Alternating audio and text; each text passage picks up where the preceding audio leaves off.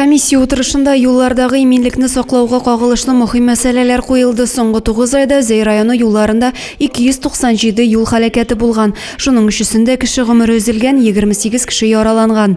Юл транспорт статистикасы белән Зәй районы буенча ЮХИДИ бүлеге башлыгы Рамил Гарифуллин таныштырды. По итогам 9 месяцев 2023 года на территории Заинского района у нас зарегистрировано 297 дорожно-транспортных происшествий с материальным ущербом. Из них 25 дорожно-транспортных происшествий с пострадавшими, в которых погибло 3 человека и 28 получили ранения. По сравнению с аналогичным периодом прошлого года, общее количество ДТП с материальным ущербом у нас уменьшилось на 11 фактов. Юл һәлакәтләрендә балалар җәрәхәтләнү мәсьәләсе утырышның игътибар үзәгендә булды. Кызганычка каршы күрелә торган чараларга карамастан, соңгы 9 айда балалар катнашы белән 5 авария булган. Шуларның 3-се җәяүлеләр. Пешеходы – это отрицательная сегодня оценка нашей с вами работы, дети – это 3 пешехода.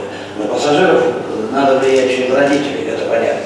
А вот 3 пешехода, один, значит, на земле, а 2, значит, по вине этих пешеходов, это, конечно, четкая, жесткая отрицательная оценка нашей с вами работы.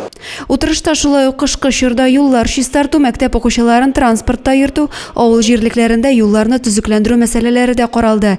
Киңәшмә автомобиль юллары хезмәткәрләре көне уңаеннан тәбрикләү белән тәмамланды.